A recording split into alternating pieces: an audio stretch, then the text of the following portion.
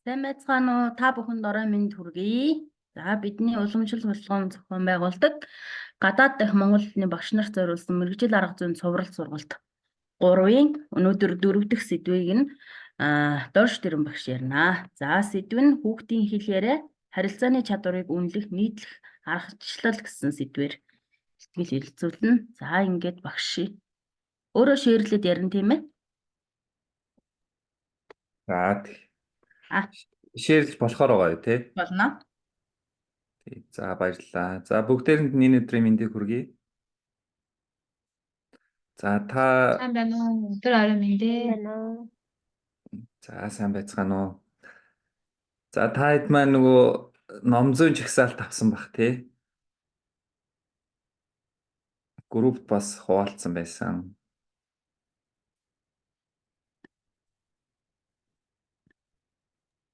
Тэгээ группд оролцсон учраас хүмүүс авсан баха. За дэлгэц маань харагдаж байна уу? Харагдаж байна. За баярлалаа.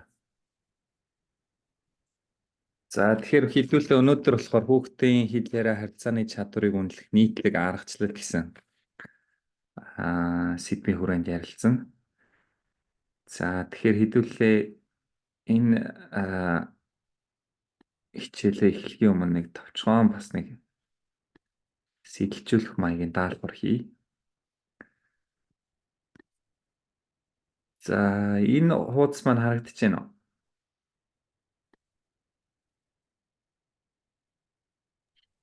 Хамгийн ихний нүүр нь харагдаж байна. Слайдаа томруулах юм. Үгүй ээ. За би дахиад шеэрлээ. Үгүй.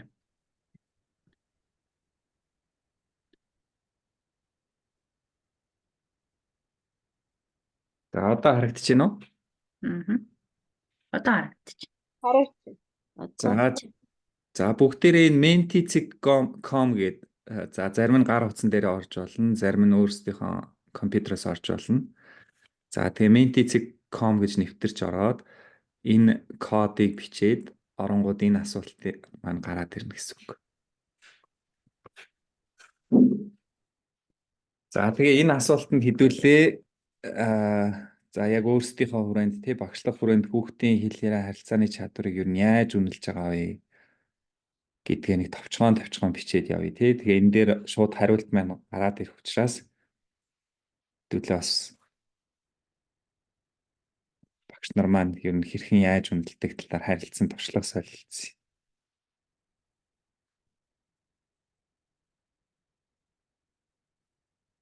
За нэвтэрч орж болж байна уу?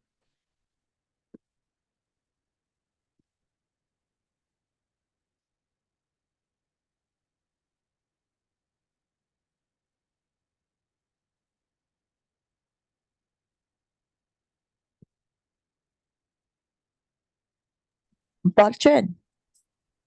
За болж байна тий. Тэгээ нэг хүн 3 хүртэл хариулт илгээх боломжтой байгаа. Тэгээ өөрсдийнхөө хариултаа илгээгээд үзье.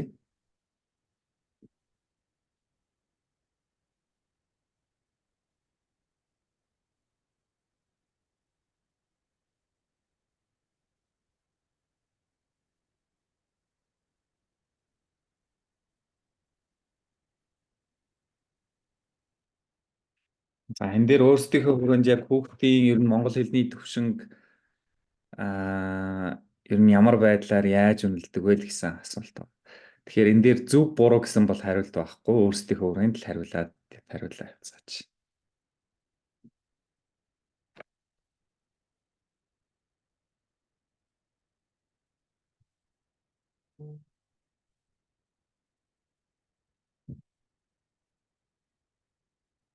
Хүмүүсүүд маань хариулж явах шиг байна тий. За яриулж жишээ. За хариултууд нь харагдаж байна уу? Энэ харагдаж байна. 3 хариулт ирсэн байна тийм ээ. За 3 хариулт ирсэн байна. За бусад хүмүүсүүд маань бас ороод хариулаад нэмээд байж болно шүү.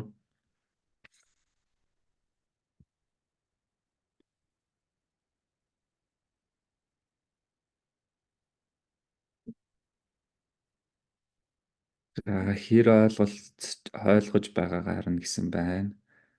Хэр цэгцтэй зөв дуудаж байгаагаар нь гэсэн байна. Хэр олон үгээр ярьж байгаа. За энгийн асуулт тавина гэсэн байна. Яриудлана гэсэн байна тийм. За хоёр хүн хариулсан баг шиг байна. За бусд нь бас хариулаад төлөө харъя тий.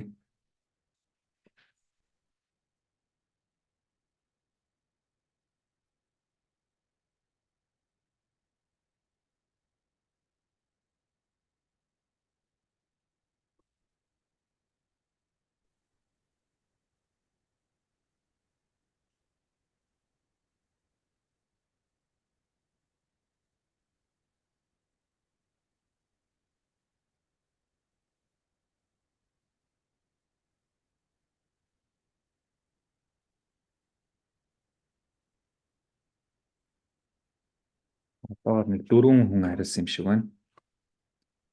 За нэг үгээс хариулах юм байна тийм үү? Өгүүлбэр биш.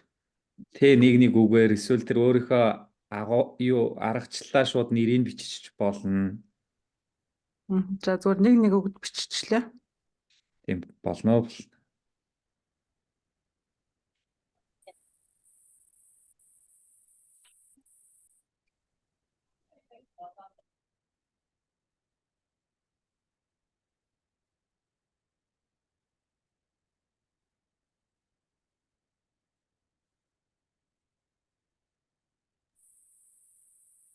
За нэг 30 секунд хүлээгээд тэгээд хэдүүлээ үндсэн сэдв рүү орцгоо.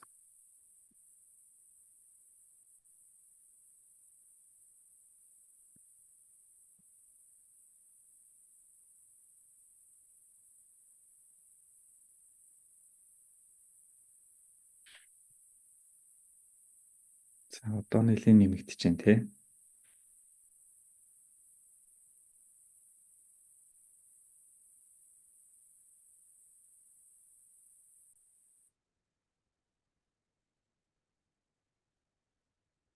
За ерөнхийдөө багш нар маань ихэнх нь бол харилцан ярилцах, за хэр зөв дуудаж байгаа, за хэр их үгийн нөөцтэй тий. За мөн хэр үгээ зөв дараалалаар байршуулан харилцаж байгаа байдлаар нь, за хэр бас сонсоод хариулж байгаагаар нь гих мэтэр бол хариулцсан байна тий. За тэгэхээр ер нь бол бас нэг нийтлэг иймэрхүү ойлголт байгаа юм байна гэдгийг ойлгоод авчих.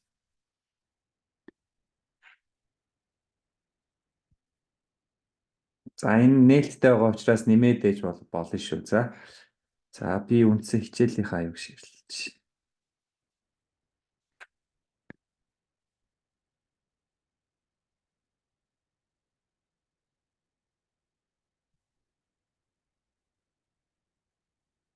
За тэгэхээр хүүхдийн хэл яриа харилцааны чадварыг үнэлнэ гэдэг бол энэ багшийн үүрэг оролцоо бол маш чухал байдаг.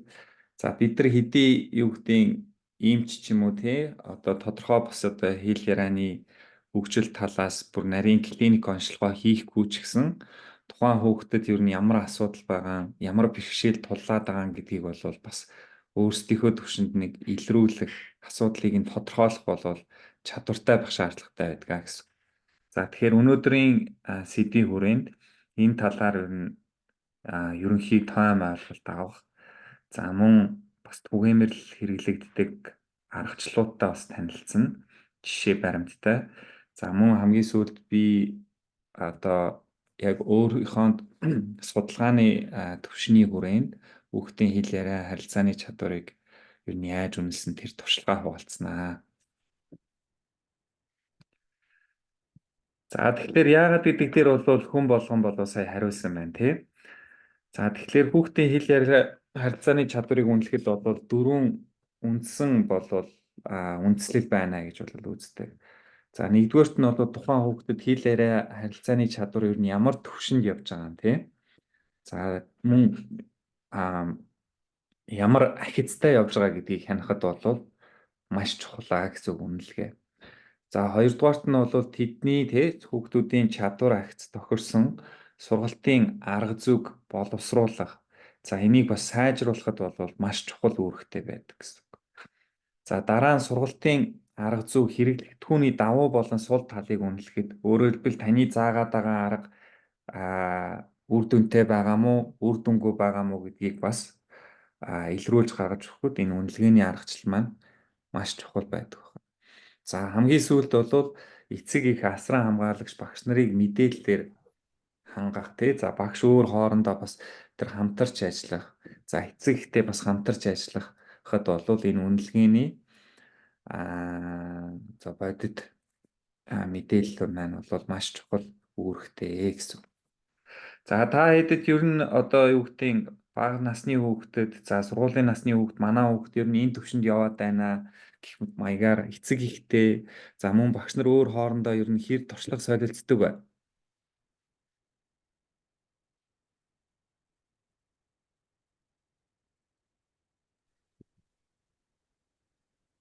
Орондоо ярилцдаг.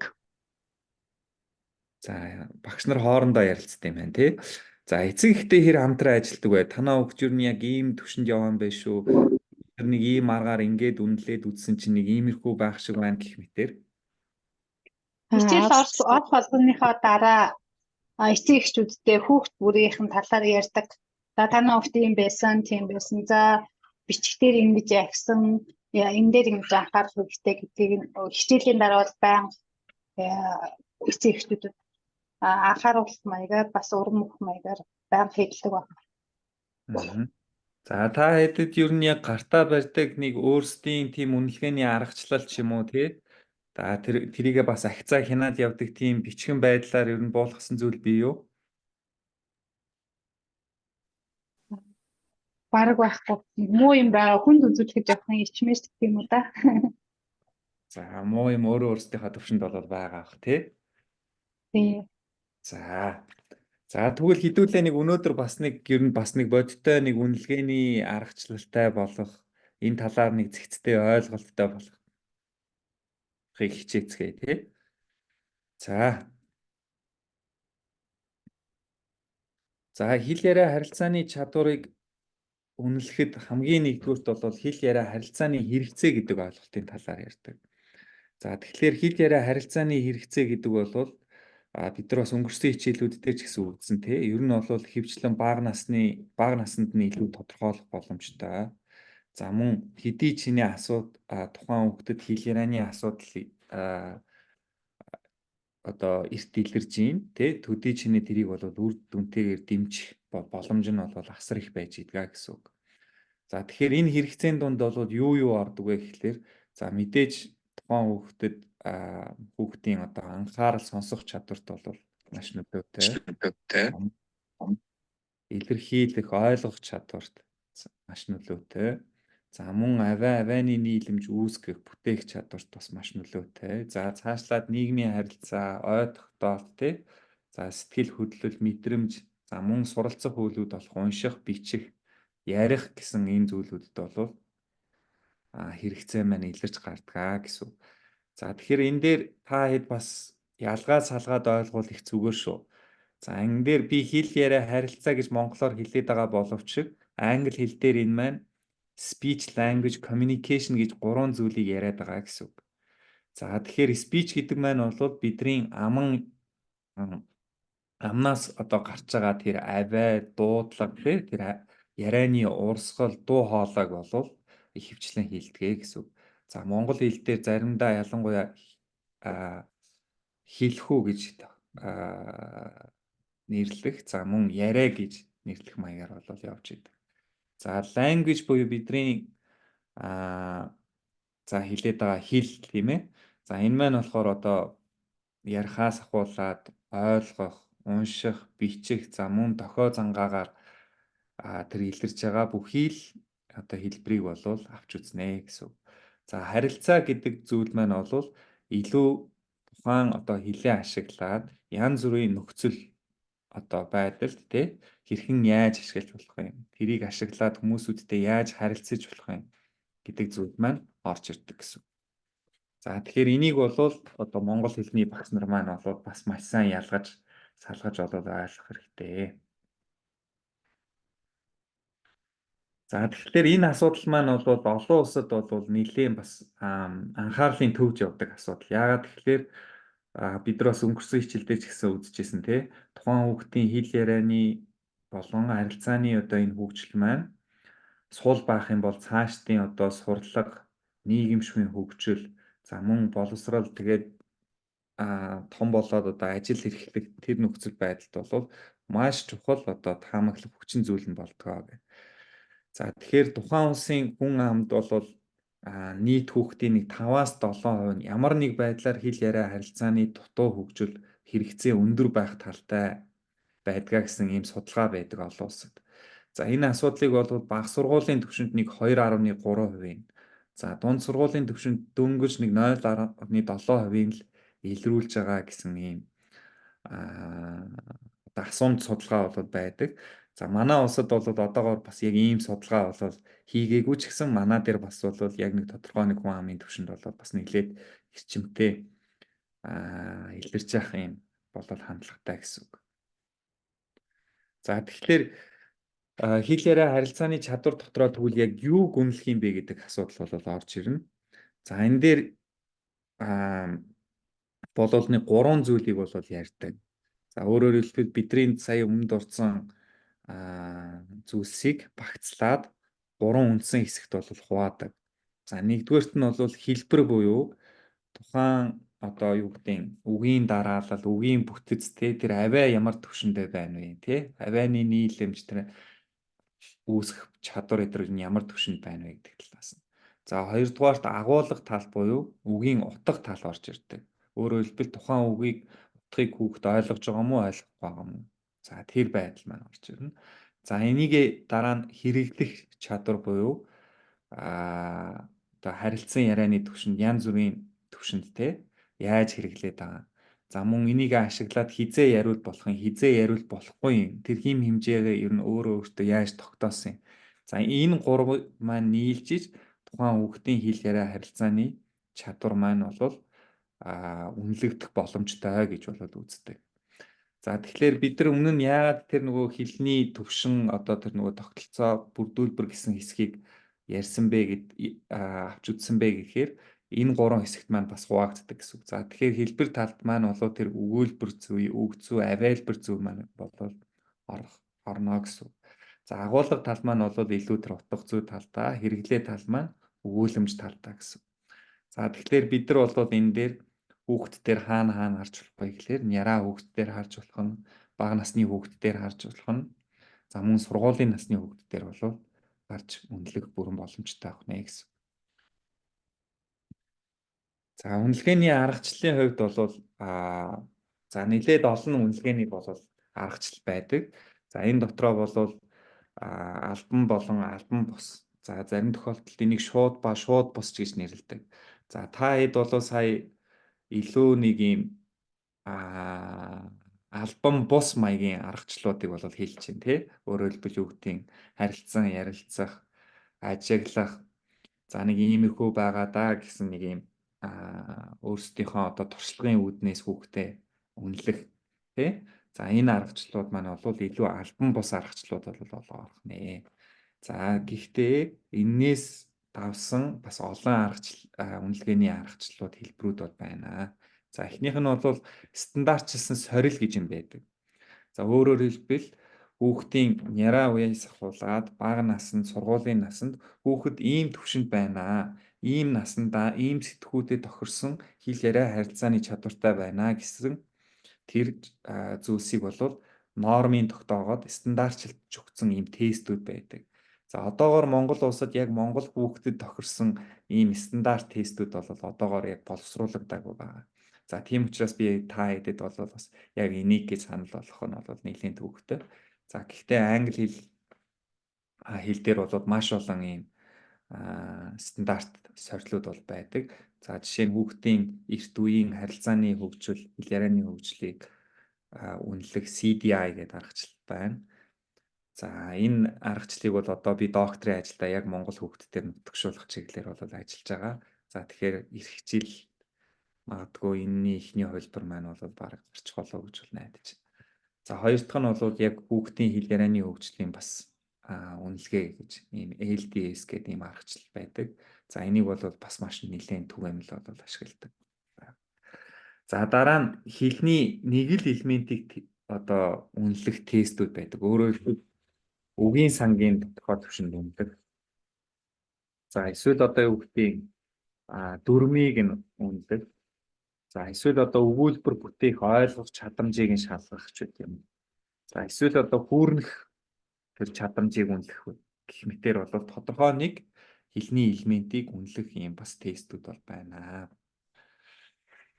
За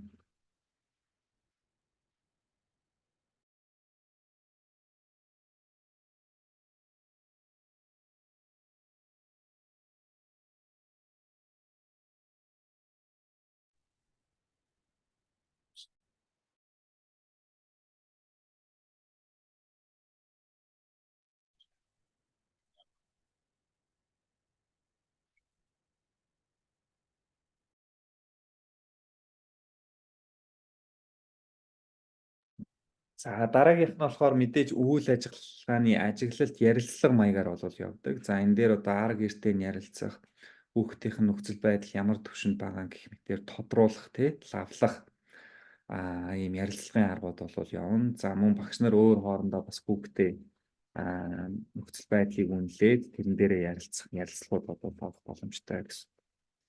За дараа нь даалгавар суурилсан үнэлгээ гэж байдаг. За даалгавар гэдэг маань хүүхдэд тодорхой нэг даалгавар өгөөд за тэрийгээ та хийлгүүлээд тэр явцдаа хүүхдээ үнэлэх ийм боломжтой гэсэн үг. За тэрний дараа бол хүүхдийн хэл яриа харилцааны чадварыг бол аудио болон дүрсэд буулгах маягаар бас үнэлж болдог. За энэ дээр буулгаж аваад хүүхдийг одоо юу гэдгийг тэр ямар дохой зангаа хэрглэж байгаа, ямар одоо зам төлөв гаргаж байгаа. За мөн ямар одоо юу гэдгийг бүкс илүүтэй ашиглаж чинь ямар өгүүлбэр бүтээх чадамжтай байна тий. За тэрийгээ яаж одоо харилцаанд ашиглаж чинь гэх мэтэр бол бас анализ хийх бүрэн боломжтой байдаг. За хамгийн сүүлд бол тодорхой бас багжууд нэлээд их гарч ирсэн. Хүүхдүүдийн одоо нүдний хөдөлгөөнийг хэмжих маягаар, за эсвэл юу гэдгийг тархины цахилгаан бичлэг хийх маягаар хүүхдийн бас хэл ярианы хөгжлийг бол үнэлэх боломжтой байдаг. За тэгэхээр нэг ийм бодоо түгээмэл аргачлалууд бол байна. За тэгвэл энэ дотроо ямар нийтлэг төрлүүд байдаг вэ гэхээр за тэгэхээр энийг бол нийтд нэг 4 үндсэн төрөлд бол хуваадаг. За нэгдүгээрх нь бол авиалбар зүүн үнэлгээ. Өөрөөр хэлбэл хүүхдийн одоо илүү авианы нийлэмж үүсгэх тэр чадвар руу чиглэсэн гэсэн үг. За хоёрдугаарт нь бол илэрхийлэх чадрын үнэлгээ. Өөрөөр хэлбэл хүүхд яаж өөрийгөө одоо илэрхийлжтэй үг ашиглаад, өгүүлбэр ашиглаад чөлөөтэй илэрхийлж чадчихээн. За тэр чадвар. За дараа нь ойлгох чадвар буюу за үгийнхаа утгыг, өгүүлбэрийнхаа утгыг за ямар нэг одоо харилцааны янз бүрийн нөхцөлд тэрийг ашиглаж ойлгох тэр чадамж маань орж ирнэ. За хамгийн сүүлд энэ хэл яриатай хамгийн холбоотой юм бол нийгмийн харилцааны чадвар гэж зүйл орж ирдэг. Өөрөөр хэлбэл нийгмийн харилцаа гэдэг бол үг яриа, за юу гэдгийг хэл яриагүйгээр бол явах боломжгүй шүү дээ. Тэгэхээр энэ бол одоо чухал үнэлгээний хэлбэрээр бол орж ирдэг. За энийг хэдүүлээ эхнээс нь ярилцаад яваа. За нэгдүгээрт нь бол авиалбар зүүн үнэлгээ гэх. За тэгэхээр энэ бол одоо юу гэдгийг та хэд дээр ч гэсэн бас та хэдийн сурагчд дээр бүгдүүд дээр бол тохиолддог баг. За үгээ буруу дуудаад байгаа. За эсвэл одоо юу гэдгийг үсэг авиа хоёрыг ялахгүй байгаа. Эсвэл буруу үсэглээд байгаа гэх маягаар тий. За ийм тохиолдолд бол одоо авиалбар зүүн үнэлгээг бол бас наривчлан хийгээд тодорхой төвшөнд бол бас шалгах боломжтой. За олон улсад бол түгээмэл хэрэглэгддэг бол нэг үндсэн 3 бас нэг ийм аргачлалууд бол байна. За энийг би энэ доор англи хэл дээрх нь бол бичсэн байна. Энийг бол та хэд бас дэлгэрүүлээд бол харж болно. За Монгол дээр бол одоохондоо бас яг ийм одоо асуумжч гэдэг юм уу тогтсон ийм аргачлалууд бол байхгүй. Гэхдээ багш нар маань яг өөрсдийнхөө төвшөнд түүний албан бус байдлаар бол үнэлгээний аргачлал босруулаад бол сургалтандаа ашигладаг байна. За тэгэхээр энэ дээр би нэг жишээ оруулсан. За тэгэхээр Монгол хүүхд дээр одоо юу гэдэг та хүүхдүүдийн ер нь авиалбар зүүн чадвар тий авианы чадамж ямар байгаа вэ гэдгийг үнэлэхийн тулд тодорхой хэмжээнд одоо юу гэдэг гүйгүүлэгч авианы төстэй дуудлагатай үгс өгөөд дуудуулж үзэх тий. За тэн дээр ямар нэг алдаа гарч ивэл одоо хүүхэд тодорхой хэмжээнд бас авианы одоо дуудлагын хувьд асуудалтай байна гэж үнэлэх боломжтой. За дараагийнх нь энэ phonics гэдэг ийм аргачлал байдаг. За энэ бол бүр англи хэлтэй орнд нэлээд түгээмэл. За монгол хэл дээр бол одоохондоо бас ашиглагддаг ийм арга байгаа. За энэ бол ямар арга вэ гэхлээр хүүхдэд 20 одоо утгатай үг тий. За мөн 20 бас утгагүй ямар ч утга илэрхийлэхгүй үг өгөөд тэрийг хүүхэд яаж дуудаж ийн, ялгаж чадж ийн, ойлгож чадж байгаагаар нь хүүхдийн бас ерөнхий энэ авиалбар зүүн авианы чадамжийн үнэлгээг бол бас хийх боломжтой байдаг бага насны хүүхдүүдээр. За энэ бол нэлээд бас нөгөө шинжлэх ухааны үндэстэй ийм аргачлал болохоор олон улсад бол маш багш нарт ч тэр за мөн одоо хэлцлийн мэрэгчлэтнүүд ч тэр хүүхдийн эмч нарт ч тэр бас түгээмэл ашиглагддаг арга гэсэн.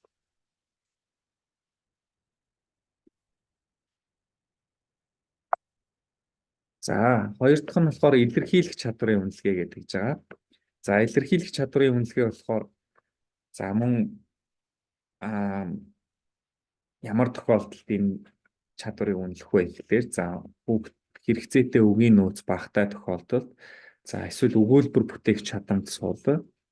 За уншсан зүйлээ өөрийн үгээр ярьж чаддаггүй. За тохио зангаа илүү хэрэглэх гээд байдаг тий. За ийм тохиолдолд бол энэ чадварыг үнэлгээг бол бас хийж болох нэ. За энэ дээр бол бас яг ялгаа авахгүй энэ гурван аргачлалыг бол бас түгээмэл ашиглагддаг. Тэгэхээр энд магадгүй бас хөвчлэн хос хэлтэй хүүхдүүдэд заадаг монгол хэлний багш нар бол байгаа гэж ойлгоод байгаа. Тэгэхээр энийг бас тодорхой хэмжээнд монгол хэл рүүгээ орчуулад англитай цуг бол бас өөрсдийнхөө сургалтын үйл ажиллагаанд бол бас ашиглах бүрэн боломжтой гэсэн. За илэрхийлэх чадварын үнэлгээнд дэр хамгийн түгээмэл одоо мэрэгчлэтнүүдийн хийдэг, за мөн эмч нарын ч бас хийдэг, за багш нарын бас хийдэг аргачлал бол хүүхдүүдээр зурагтай ном харж яриулах байдаг. За тэгэхээр энэ дээр бол энэ Frog Story Where Are You гэдэг нэг юм ном байдаг. За энийг бол нэг 2-6 сартаагаас ахуулаад нэг 12 нас хүртэл болоод одоо хүүхдийн илэрхийлэх чадрыг үнэлэхэд бол бүрэн боломжтой гэж бол үздэг. Тэгэхээр та хэд маань энүүгээр дамжуулаад бас хүүхдийнхаа хэл ярианы чадварыг бас төвшөнд бас шууд түргэн аргаар бол үнэлэх боломжтой гэсэн үг. За тэгэхээр энэ донд одоо хүүхэд үлгэр та хэдэд те багштай ярьж өгөх явцдаа ямар үг ашиглаж юм. За ямар өгүүлбэр ашиглаж чинь, яаж бүтээж чинь. За мөн одоо юуны үлгэрийнхаа үйл явдлыг хооронд нь яаж холбож чинь, тэг ямар холбоос хийж чинь гэх мэтэр болвол үнэлэх болоод бүрэн боломжтой гэсэн үг. За тэр донд нь нөгөө хэлнийхаа бүх хэл төвшин хүүхдийн одоо хэл ярианы чадамж ямар байгаа вэ гэдгийг бас илрүүлэх бүрэн боломжтой байна гэсэн. За энэ дээр би та хэдэд нэг жишээ үзүүлье. За энэ миний судалгаанд ашиглагдчихсэн жишээ байгаа. За энэ болохоор Монгол хүүхэд өдөө яваад энэ үлгэрийг хараад ярьсан юм жишээ. За энэ бичлэг харагдаж байна уу? Харагдаж байна. Харагдаж байна. Сонсогдох нь хэр байна?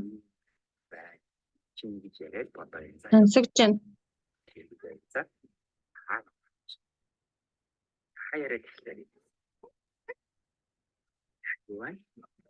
Hai. Ombe. Näitä sieltä.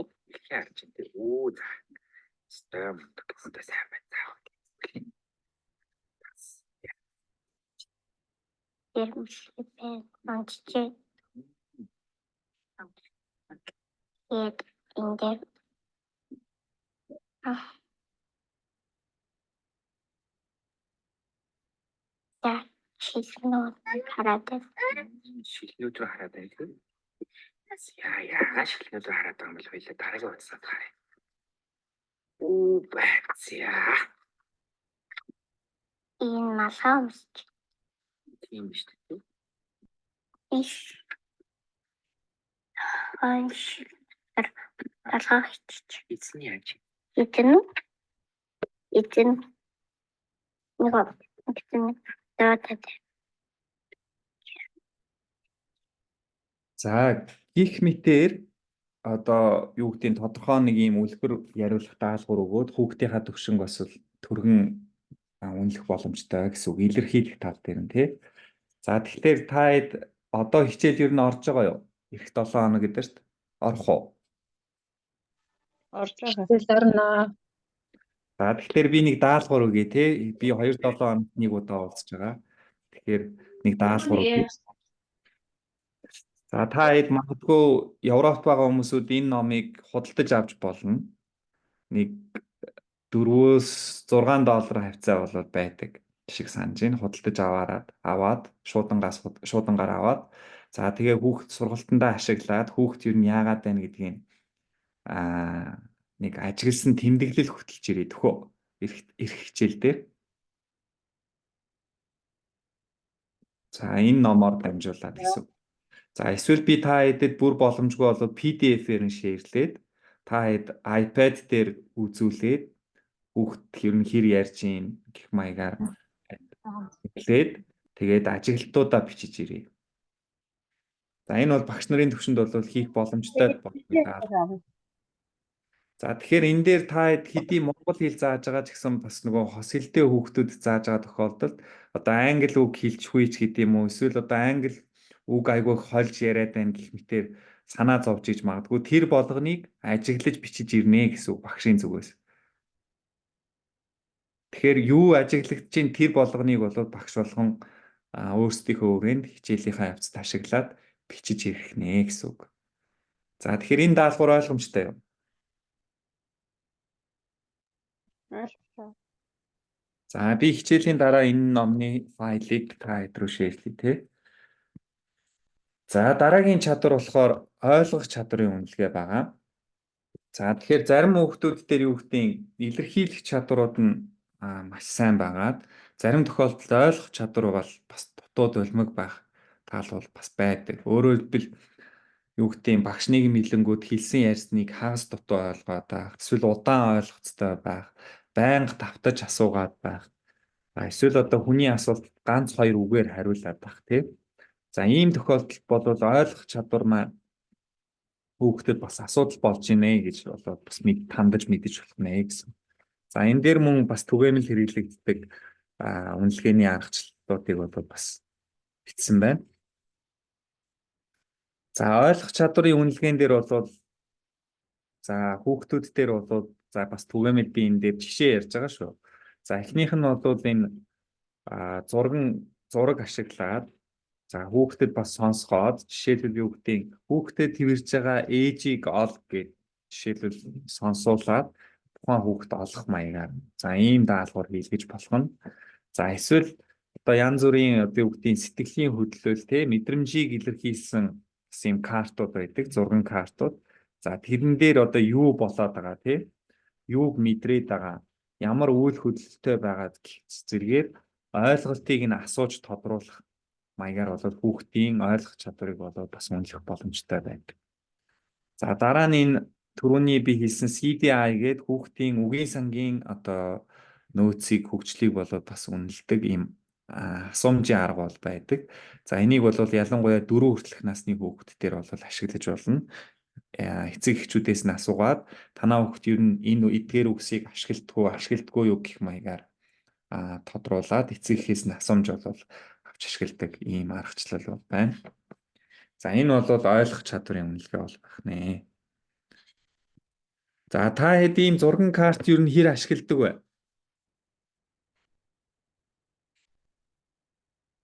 Ашигладаг үг би цагаан толгой даад учраас шинэ үсэг орох болгондоо эхлээд үгээ таниулаад юу гэдэг зургийг ороод тэгээд дараа нь юу яах вэ? Одоо ингээ таниулаад дараа үсгээ ордог юм уу та? яа ордог тий. За тэгэхээр за мөн Скринийг харахгүй шүү. Та яаж ийн үү те? би PowerPoint share хийж ийн үү? Харахгүй баагаар хайж юу нэ за харагдчихэв үү? Харагдчихсан. Харж байгаа. Чинь За тэгэхээр энэ баавгаан карт, за энэ мөн зурган карт ашиглаад мөн сонсох чадварыг нь шалгаад ийм зүйл бол хүүхдийн хэл яриаг дэмжихэд бол маш тустай гэж үздэг.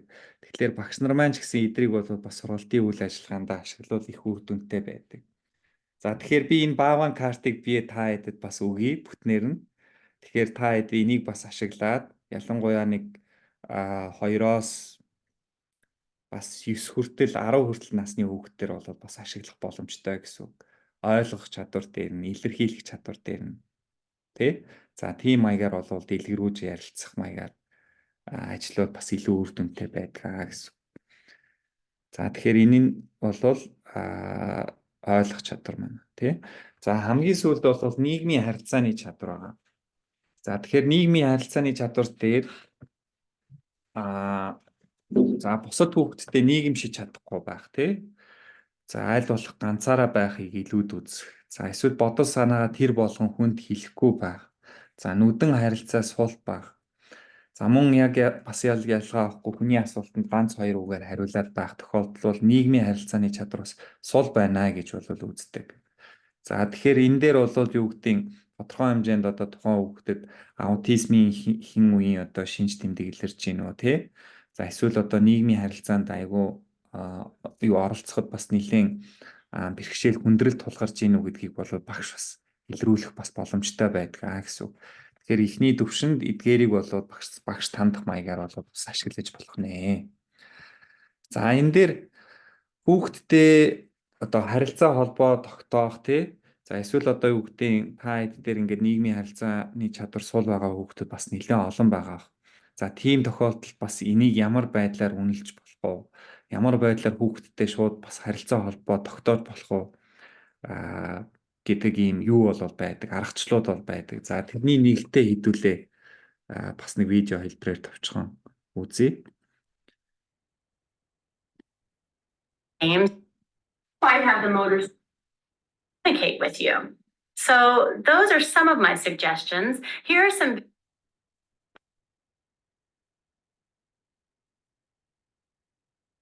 За энэ бичлэг гарч ийн үү?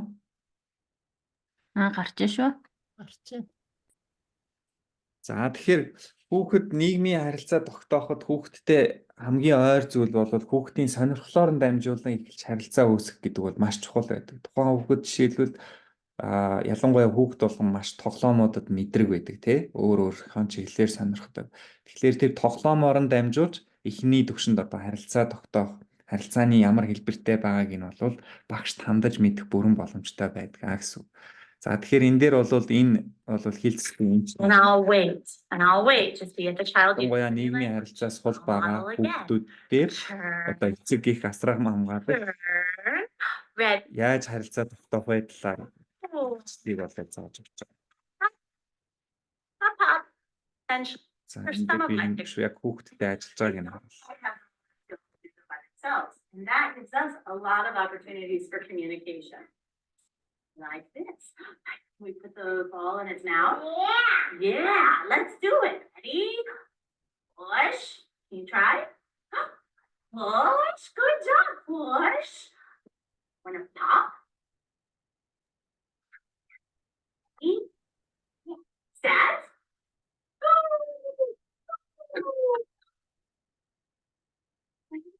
That part, okay. All kids love bubbles, but they don't know how to use them themselves. And so these are another good opportunity for them to ask for help or ask us to blow the bubbles or even to open. Can I open?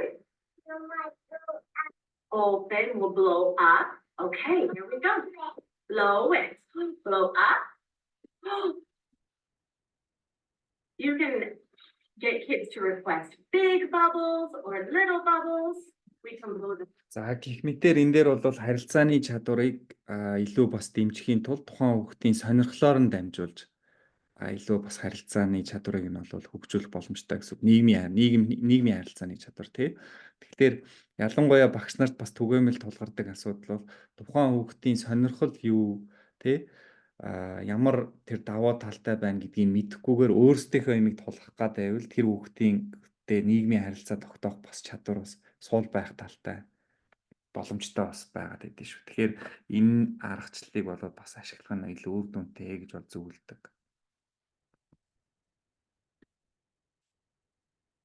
За энэ хүртэл ойлгомжтой юу? Ойлгомж. Энэ хүртлээс асуух зүйл байна уу?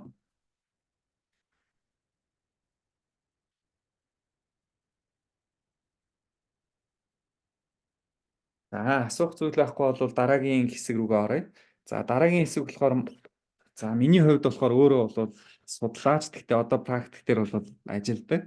Тэгэхээр судлаачийн үүднээс одоо хүүхдийн хэл яриа харилцааны чадварыг, ялангуяа монгол хүүхдийн хэл яриа харилцааны чадварыг одоо яаж үнэлсэн тэр туршлагаасаа мөн судалгааны үр дүнгээсээ та хэд бас товчхон хуваалцъя. За тэгэхээр миний хувьд бол энэ бол миний нөгөө өнгөрсөн мастрын судалгааны ажлын ажил маань бол явж байна. За энэ дээр бол би дөрвөн бас үндсэн сэдвүүдээр бол төвлөрсөн. За эхнийх нь бол хүүхдийн ерөнхий хэл ярианы хөгжлийг үнэлэх mean length of utterance буюу хүүхдийн одоо өгүүлбэрийн дундаж гэх юм уу, дундаж урт гэх юм уу та. За энийг бол тооцож гаргадаг ийм аргачлал бол байдаг. Энийг бас багш нар бас түгээмэл ашигладаг. Тэгэхээр та хэд бас энэ аргачлалтай бол би бас тавч танилцуулна. За дараа нь үгийн сангийн нөөцийг бол бас тодорхой түвшинд бол үнэлсэн байгаа. За мөн сэтгэл хөдлөлийн илэрхийлэмжийг бас үнэлсэн. За хамгийн сүүлд хүүхэд тодорхой үйл явдлуудыг хооронд нь яаж холбож байгаа буюу монгол хэлэн дээр энийг нөхцөл төлөв гэж хэлдэг. За энэ хэв шинжийг монгол хүүхэд ер нь хэдэн наснда яаж эзэмшээд явд юм байна гэдгийг бол бас судалсан байгаа гэсэн. За тэгэхээр та хэд бид нар бүгдээрээ мэднэ тийм монгол хэл гэдэг бол одоо юу гэдэг Европын хэлүүдээс бүтцийн хувьд хэв шинжийн хувьд бол өөрөө. За тэгээ бид нар бол залгамал хэлтэй гэж бол хэлдэг. За миний хувьд бол энэ судалгаанд оролцсон хүүхдүүдийг бол хоёр орчноос бол төвөрлөж авч судалгаанд хамруулсан. За эхнийх нь болохоор илүү хөдөөний хүүхдүүд буюу за юу гэдгийг сумын төв дээр за мөн бүр одоо сумаасаа хоол амьдарч байгаа яг нүүдлээд амьдарч байгаа малчин айлын хүүхдүүд. За хоёрдугаарт бол яг аймгийн төв дээр амьдарч байгаа хүүхдүүдийг бол судалгаанд бас оролцуулсан. За хоёрдугаарт хотод амьдарч байгаа тийм орчин үеийн гэж хэлж болох юм уу? Нэлээд их одоо ухаалаг утас одоо хэрэглэнээс хамааралтай. За ийм нөхцөл байдалд амьдарч байгаа хүүхдүүдийг бол сонгож очиж судалгаанд оролцуулсан. За энэ дээр бол аргачлалын хувьд бол 4-өөс 6 настай хүүхдүүдийг бол сонгосон. За хотод бол 20 хүүхэд. За хөдөө дээр бол 2 аймгийг бол сонгосон. Нэгт нь бол Хөвсгөл аймаг. За дараагийнх нь Сүхбаатар аймагаас бол нийт 36 хүүхдийг бол сонгож бол оролцуулсан. За энэ дээр бол хүүхдүүдийн одоо хэл ярианы хөгжлийг одоо судлахдаа энэ түрүүний би та хэд үзүүлээд байсан одоо үлгэр хариулах тэр номыг ашиглаад хүүхдүүдийн одоо тэр хүүрнэх чадамж ерөнхий хэл ярианы чадамж ямар байгаа вэ гэдгийг бол илрүүлэх маягаар бол өгөгдлөө цуглуулсан байгаа. За тэгэхээр энэ дээр бол судалгааны үүднээс бол хүүхдийн хэл яриаг судалдаг юм тодорхой юм програм бол байж идэг. Энэний хүрээнд бол бид нар бол анализаа бол хийсэн байдаг. За энэ ямар програм бэ гэхээр Child's-Clan гэдэг дандаа юм хүүхдийн хэл яриатай холбоотой зүйлсийг бол видеоноос ч тэр аудионоос ч тэр байдлаар бол судалж шинжилдэг ийм програм бол байгаа гэсэн. За энэ дээр та хэд одоо жишээ нь харж байгаа бох тийм энэ дээр нэг 5.8 настай хөдөөний хүүхэд байна. Хөдөөний хүүхэд саяны үлгэрийг одоо жишээлбэл ярьсан байгааг өгүүлбэр болгоноор нь ингэж тастаж бол анализ хийсэн байгааг бол эндээс харж болно. За тэгэхээр минийх болохоор эхний ээлжинд болохоор хүүхдийн хэлсэн ярианы дундаж буюу өгүүлбэрийн дундаж уртыг бол хэмжсэн. За энэ бол маш чухал байдаг. Бид нар нөгөө хүүхдийн хэл ярианы хөгжлийн одоо үе шат дараалал гэдэг зүйлийг өнгөрсөн хичээлдэр үзсэн шүү дээ. Одоо 3 наснда тэдэн хүүхдтэй, за 4 5 наснда бол одоо юу гэдгийг хэл ярианыхаа бүхий л дүрмийг бол эзэмшсэн байдаа гэж. Тэгэхээр тэр бол хүүхдийн хэл ярианы хөгжлийг одоо тандах, үнэлэх бол чухал шалгуур үзүүлэлт болтгоо гэсэн. За мөн тэрнтэй уялдуулж бол багш бол бас тэрэн талаар бол нарийн мэдлэгтэй байх шаардлагатай гэсэн. За ялангуяа тухайн хүүхэд өгүүлбэртээ хичнээн үг ашиглаж байна. Тэр үг нь ямар одоо бүтцтэй байгаа гэдгийг бол багш нарийн ажиглаж харах бол шаардлагатай. Түүнээс л одоо хүүхэд хичнээн үгийн нөөц багж гисэн хүүхдийн тэр үг бүтээх чадвар нь өндөр байх бас боломжтой байдаг. Ялангуяа монгол хэл бол залгамал хэл буюу айгүй их одоо нөхцөл дагавар авдаг хэлний хувьд маш их бүтээврийг бол хүүхэд ашиглах боломжтой байдаг. Гэтэл зарим хүүхдүүд тэрийгээ одоо сураагүй тэрийг ашиглаж чадахгүй байх тохиолдлууд их. За ялангуяа нөгөө хос хэлтэй хүүхдүүд дээр гэдэг юм уу, өв хэлтэй хүүхдүүд дээр энэ асуудал бол нэлээд түгээмэл тохиолддог гэсэн. За тэгэхээр энэ хэлсэн ярианы дунджийг ер нь яаж хэмждэг вэ гэхлээр тухайн үгэнд хичнээн бүтээвэр ноогдож байгаагаар нь бол хэмжиж болдог гэсэн. За мөн түүнчлэн бас тухайн үгэнд хичнээн үетэй вэ гэдгээр нь бас тодорхойлж хэмжиж тооцож гаргаж хэлж болдог гэсэн үг. За жишээ нь энэ дээр орчихсон гэдэг үг хүүхд хэллээ гэж бодоход хичнээн бүтээвэр байна. Энэ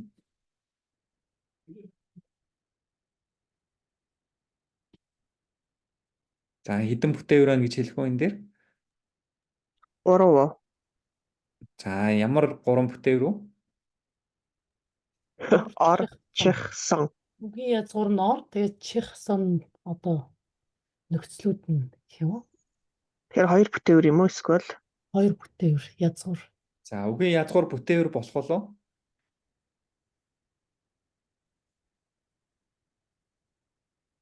Болохгүй. Болох байх. болох байхад дуудлаган дээр бол Үгийн язгуур дангаараа бүтээвэр мөн үү? Жишээлбэл ном гэдэг үг бүтээвэр мөн болов? Биш.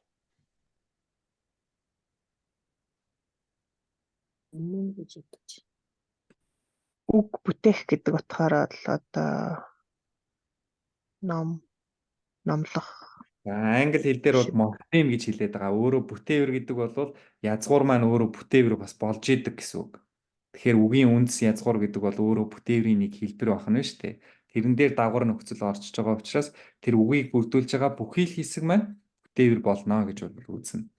За жишээ нь энэ дээр англи хэл дээр задарсан байна тийм no гэдэг нэг үг байлаа гэхэд нэг бүтээвэр байна тийм үү.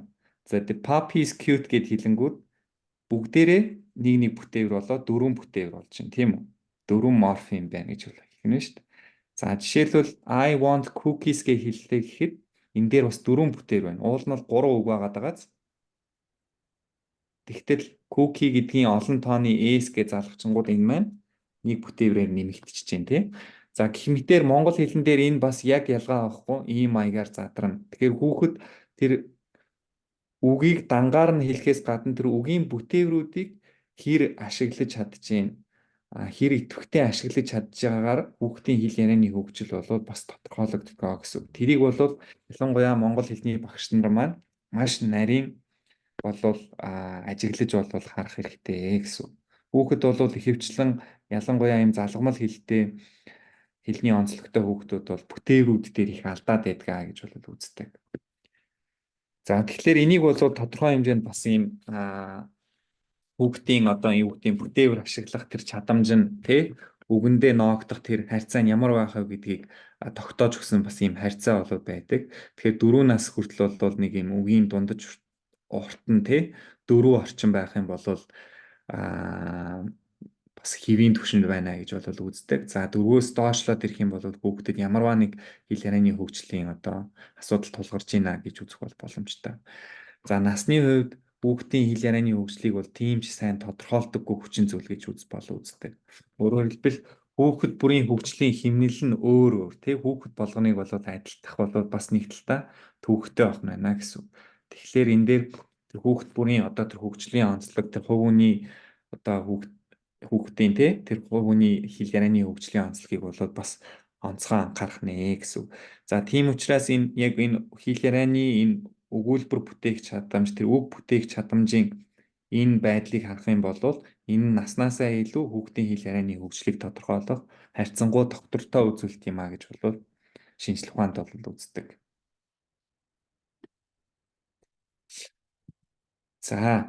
За тэгэхээр та хэд одоо тэр нөгөө миний өгсөн даалгавар гэдэг маань би яагаад тэрийг хийлгээд байгаа вэ гэхлээр тэр хүүхдийн нас хэд байх нь бол хамаагүй ямар ч байсан нэг 12 за 15 нас хүртэл байж болно.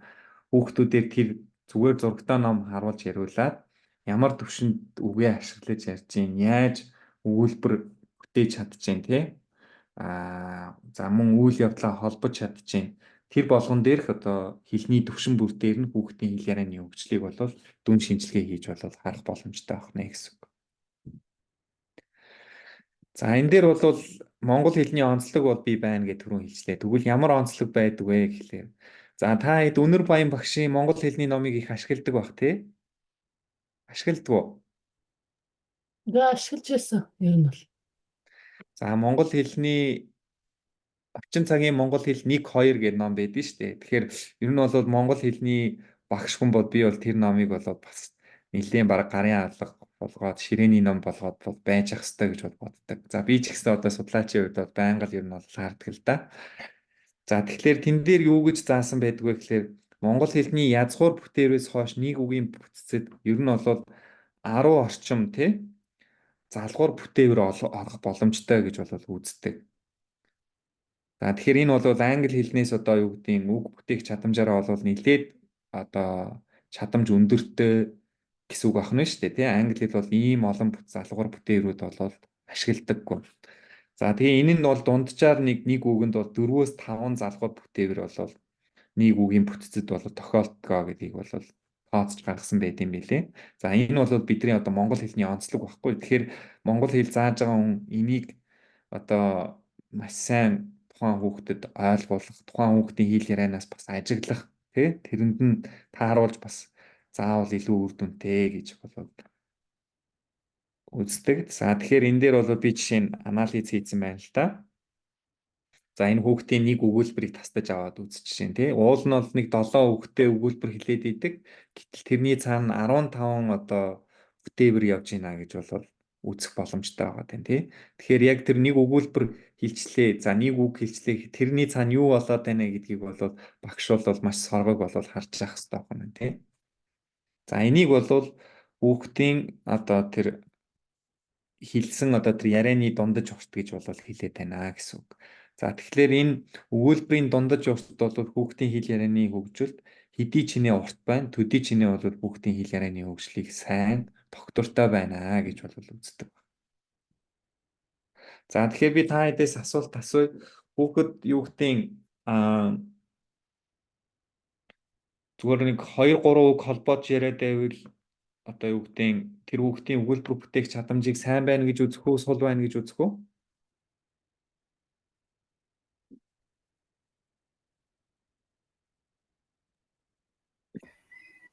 Наснаас шалтгаалсан баг. За 4 настай хүүхэд тэгж яриад байвал хэрвээ Судлах Монголд амьдарч байгаа л сул. Гадаад амьдарч байгаа хүүхд бол ялангуяа нэг англиар маш сайн ярьдаг. Монголоор ярих нь жаахан тааруу. Ер нь сонсгол сайтай. Ярих нь айгүй ер нь бол их жаахан үгийн сангийн баялаг дутмаг байдаг. Энэ гадаад байгаа хүүхдүүд. Яг өөрийгөө илэрхийлэх чадвар дээр бол хүүхдүүд англиар бол маш сайн ярьдаг. Харин монголоор болоод ирэхээр үгийн баялагаас шалтгаалаад зарим хүүхдүүд бол ёстой нэг 2 3 үгийг бол хэлдэг. Одоо нэг тэр саяны одоо юу гэдгийг гадаад хүн шиг би ус уум байна. Тэгэхээр нэг яг одоо өөрөө чи яриад байгаа энэ одоо залгуур энэ үгийн нөхцөлийг бүгдгээ холбож ярихгүй болохоор нэг тийм холбогдохгүй ямар нэгэн утга санаа илэрхийлэхгүй тийм байдлаар ерөнхийдөө хүүхдүүд маань их ярьдаг. Энд байгаа хүүхдүүд. Тэгэхээр бид нар бол тэр одоо хэлцүүн талаас нь хүүхдтэй бас энийг бас заах нь зөв юм уу гэж би боддгийг. Ер нь бол За та хэд маань ер нь яг ингээ хэлцүүн талаас нь ер нь ажиглаад энэ хүүхд чи ер нь бас энэ дагвар нөхцөл энэ хүүхдийн үгийн төгсгөл дээр ер нь нэлээд алдаад идэм биш үү? Энийг яаж сайжруулах вэ гэдэг юм уу? Тийм заах арга зүйдээ ер нь нэвтрүүлсэн хүн хэр байна? Юунаас шалтгаалаа төргийн хэллэг нэлээд оруулж өгсөн. Тэгсэн чинь юу орж ирсэн нөгөө үгнүүдээ зөв хэлээд дараа уншихтаа ингэж хэлдэг юм байна гэдгийг ажиглаад манай ангийн хүүхдүүд бол нэг 10-аас 13 насны хүүхдүүд байдаг болохоор тэр нь бол нэлээд сайжирсан гэж харагдсан. Анзаарч хэлсэн ч юм уу? За тэгэхээр хэдүүлэнгийн одоо 2-7 хоногийн дараах хичээл дээр би нэг 4-5 багшийн нэг ажиглалтыг бас сонсъё гэж бодоод байна. Яагаад тэгэхээр та хэд илүү бас нөгөө хос хэлний орчинд байгаа хүүхдүүдтэй ажиллаж байгаа учраас тэн дээр бас нэг сонин үзэгдлүүд ер нь бол бас явж байгаа болов уу гэж бол найдаж байна. Тэгэхээр минийх бол одоо би та хэд танилцуулаад байгаа үр дүнгууд маань илүү Монголд амьдарч байгаа хөдөөний хүүхдүүд, хотын хүүхдүүдийн жишээ баримтууд авах нэ гэж ойлгож болох юм. Тэгэхээр яг та хэдийн нөхцөлд амьдарч байгаа хүүхдүүдийн жишээ баримт бол надад байхгүй учраас би та хэд дээр дамжуулж бас хэдүүлээ цуг ажиллаад явбал илүү үр дүнтэй байна гэж ойлгоод байгаа шүү. Тэгээ өгшөө. За тэгэхээр тэр номороо нэг хүүхдийг сонгож аваад бүгдээрээ нэг за зарим юун дээр нь бол бичлэг хийгээд хүүхдээ бичлэг хийж болно. Эсвэл хүүхдээ яриулж байгаа хавцдаа багш өөрөө ажиглалтын тэмдэглэлээ өөрөө хөтлөөд явах ч болно гэсэн үг тийм. За тэгэхээр тэр ажиглалтаа нийтүүлээ бас танилцуул их сонирн байна шүү. За тэрэн дээр одоо яг энэ залгуураа ашиглаж байгаа байдал эсвэл үгийн утгаа ойлгохгүй байгаа байдал үгэн дээр нь одоо юу гэдгийг англи нөхцөл идэр холбоод байгаа байдал ч гэдэг юм уу те тухайн гадаад хэлний нөлөө идэр бас байгаа. Тэр болгоныг ер нь бас ажиглаж бичүүлэх сайн шүү. За тэгэхээр монгол хэлний юуг ярьчлаа. За энэнийг хэмжилтийн хүрээнд юу болсон бэ гэдгийг би ярья. За энэ дээр бол би ингээ хөдөөгийн хүүхдүүдийг ингээ ажиглаад үзсэн. За энэ дээр ямар үр дүн гарсан бэ гэхлээр за ер нь бол энэ нас болон одоо хүүхдийн хэлж байгаа өгүүлбэрийн дундад шорт хоёрын хооронд бол маш том болол одоо юу гэдгийг хамаарал байна гэж бол үздэг. Одоо статистикийн хувьд те өөрөөр хэлбэл өөр хоорондоо бие биенээсээ маш хүчтэй хамааралтай байна гэж бол үздэг. За тэгэхдээ минийх бол энэ дээр бол хотын хүүхдүүд дээр л хамааралтай байгаад хөдөөний хүүхдүүд дээр бол хамаарал нь бол байхгүй гэж бол гарсан байдаг.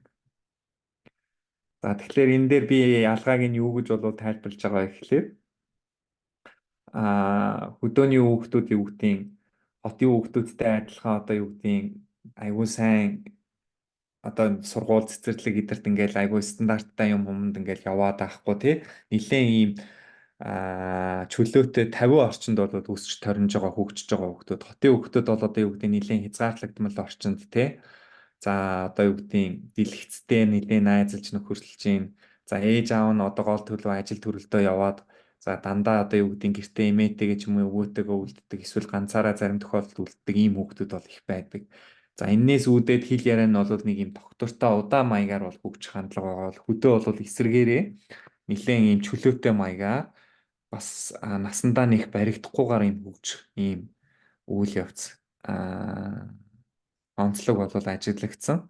За мөн энэ дээр бол хүүхдийн үгийн одоо тэр нөгөө үг болон тэр бүтээврийн үг дээрээ нэмж байгаа байдал энэ хоёрын хоорондох одоо бас хамаарал бол миний судалгаагаар бол маш өндөр гарсан. За бусад хэлнүүдийн ч гэсэн судалгаан дээр бол энэ нэлээд өндөр гардаг юм лээ. Өөрөөр хэлбэл тухайн үг хэлж байгаа байдал нь за мөн үгэн дээр ноогдож байгаа тэр бүтээврүүд бол өөр хоорондоо бас маш хүчтэй хамааралтай байд юм а гэсэн.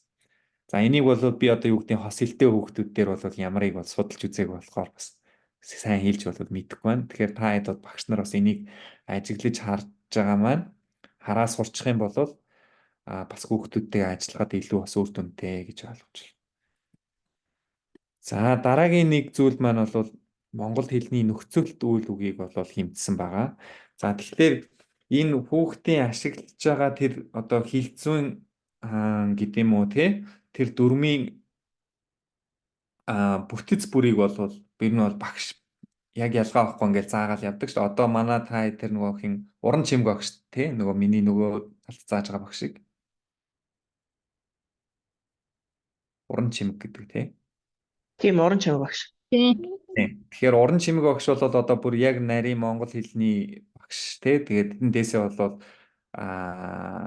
нэг нэгээр нь бол зааж байгаа юм билээ шүү дээ. Одоо өнгөрсөн цагийн нөхцлүүд гээл нэг зааж, эсвэл төлөөний үгийг ингэж заана гээл тий. За мөн нөхцөлт одоо холбоос нөхцлүүдийг бол ингэж заанаач гэдэг юм уу, ийм байдлаар зааж байгаа. За энэ нь бол маш чухал гэсэн үг. Өөрөөр хэлбэл энэ болгоныг одоо монгол хэлний багш маань өөрөө тодорхойлоо мэдчих юм бол хүүхд энэ дээрээ алдаад байгаа юм байна гэдгийг бол мэдэх, за мөн тэрийг нь сайжруулах бол бүрэн боломжтой байна гэсэн. За ялангуяа энэ нөхцөл үйл үг гэдэг юм бол монгол хэлэнд маш чухал үүрэг ролтой. За ямар байдлаар чухал вэ гэхлээр бид нар юу гэдэг нийлмэл юм уу, хавсарсан юм уу, холимог нийлмэл өгүүлбэр одоо бүтээж хэлье гэж бодоход тэрийг дандаа нөхцөлт үйл үгээр дамжуулан бол хэлдэг. За тэгэхээр монгол хэлэнд энийг бол зэрэгцүүлэн холбохын 3, угсруулан холбохын 10-аад энэ нөхцөлөөр бол илэрхийлэх боломжтой байна. Дандаа үйл үгийн төгсгөл дээр бол залгаж хэлдэг тий. За тэгээ хамгийн сүүлийн үйл үгээр бол өгүүлбэрийг төгсгдөг тийм үү. За жишээ нь одоо та хартаа энэ дээр тэр хүүхэд унтаад мэлхийн гараад явж байна гэхэд энэ дээр 3 удаа нөхцөлт үйл үгийн юуг ашигласан байна тий. Хэлбэрийг бол ашигласан байна тий. Аад Ж гэд тий. За тэгэхээр энийг бол хүүхэд хэр ашиглаж чадж байгаа үйл явдлыг илэрхийлж байгаа байдлыг нь бол үнэлэх боломжтой байна гэсэн. За тэгэхээр энэ маань бол одоо юу гэдэг юм бас бусад хэлүүд дээр ямар байдгүй гэдэг ийм судлагдсан судалгаанууд бол байдаг. Гэхдээ ихэвчлэн энийг турк хэл дээр нэлээд сайн судлаж гаргасан байдаг. Бусад хэлүүд дээр бол нэлээд ховор. Гэхдээ ер нь бол хүүхдүүд 2 нас гэхэд нэг 2 гишүүнт өгүүлбэрийг бол бүтээх чадвар нь бол өндөр байдгаа гэж бол үздэг. За тэгэхээр монгол хүүхдүүд дээр ч гэсэн энэ нь бол яг ялгаа авахгүй бол илэрч исэн. Тэгэхээр та хүүхдийн хэл ярианы хөгжүүдээр анхаарахтаа тий 2-оос дээш гишүүнтэй одоо өгүүлбэрийг хүүхэд хэр яаж бүтээж чадж байгаагаар нь бас хүүхдийн хэл ярианы хөгжлийг бол үнэлж болох юм байна гэсэн. За тэгээ миний хувьд бол нэг өгүүлбэрт тий хүүхэд хичнээн одоо нөхцөлт тэр үйл үгийг ашиглаж байгаа тэр дунджийг бол тооцож бол гаргасан. За түрүүний ялгаа авахгүй хот хөдөөгийн бүлэг дээр бол гаргасан. За мөн энэ дээр бол ямар үр дүн гарсан бэ гэхээр нөхцөлт үйл үгийн хэрэглээ бол хотын бүлэгт бол нас ахих тусам болол ихсэж исэн тий. За энэ хөдөөнийх дээр ч гэсэн бас ихсэж исэн. За мөн хот хөдөөгийн бүлэг хоорондын ялгаа бол нэлээд өндөр байсан. Хотын хүүхэд бол юу гэдэг нөхцөлт үйл үг ашиглаад өгүүлбэр холбох одоо тэр чадамж нь хөдөөний хүүхдүүдийнхээс арай сул бол миний судалгааны үр дүнгээр бол харагдсан. Өөрөөр хэлбэл хотын хүүхдүүд айгүйх энгийн үйлдвэрүүд ашиглаж яриад байна гэсэн үг. За ийм бол үр дүн бол гарч байна. За энэ дээр за би хэлсэн тийм монгол хэлний нөхцөлт үйл үг илэрхтэй бол зэрэгцүүлэн холбох буюу одоо түрүүний Ж, Ад, энэ гэсэн 3 нөхцлөөр бол холбож өгүүлбэрийг хэлэх. За мөн одоо угсруулан холбох буюу тий. За хад, ингуу, таар, тал, саар гэх мэт нөхцлүүдийг одоо ашиглаж хэлж байгаа байдал. Тэгэхээр энэ дээр минийх нөгөө хүүхдийн насны үед дандаа 4-6 настай хүүхэд аваад энэ одоо юу гэдгийг хэл зүүн бүтэцтэй яаж хөгжиж байгаа вэ гэдгийг бол судалсан л та. Гэхдээ бол хүүхдүүд ихэвчлэн голцоо Ж, Ад энийг бол түлхүү бол яриандаа ашиглаж ирсэн. За үлдэгдэл энэ нөхцлүүдийг бол нэлээд бага буюу бараг хэрэглэхгүй ийм тохиолдлууд бол хүүхдийн хэл яриан дээр бол ажиглагдж ирсэн гэсэн. Тэгэхээр бид нар бодохдоо хүүхдүүд энэ агуур нөхцлүүдийг бүгднгийн л насандаа хэрэглээ сурчдсан байна гэж бол бас ойлгож болохгүй нэ шүү дээ тий. Тэгэхээр тодорхой насанд энэ маань бол бас хөгжөөд явдаг ийм онцлогтой зүйл байна гэсэн үг. За тэгээ ингээ өнөөдрийн хичээл бол минийх ингээд дуусж जैन. Тэгээ та хэдийн асуултанд хариулъя.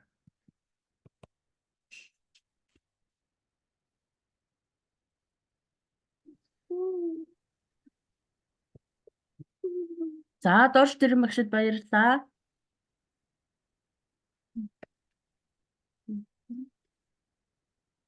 За асуух асуулт байна уу?